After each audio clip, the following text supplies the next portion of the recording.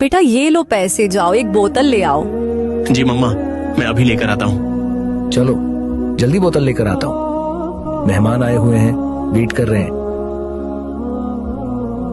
लो ले आया ठंडी ताजा बोतल, सबसे बढ़िया वाली चुनी है मैंने। ओह ये क्या? रुको शफकत, ये तुम क्या लेकर जा रहे हो?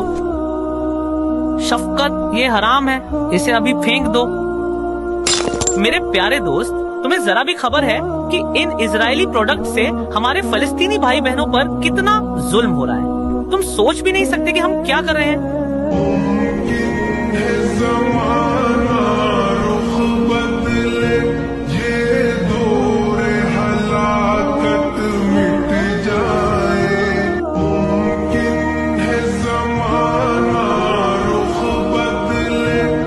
मैं तुम्हें एक दुकान के बारे में बताता हूँ जहाँ तुम्हें पाकिस्तानी प्रोडक्ट्स मिलेंगे।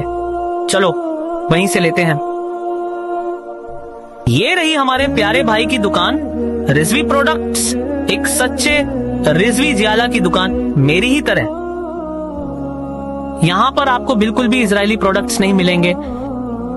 एक वक्त आएगा हमारे बाबा अलामा खादिम हुसैन रजवी के फर्जंद प्यारे कायद अलामा साद हुसैन रजवी साहब की क़ियादत में हम फिलिस्तीन को उनकी कैद से आजाद करवाएंगे। अगर वीडियो पसंद आई हो तो सब्सक्राइब जरूर करना, आपका साथ ही हमारी ताकत है।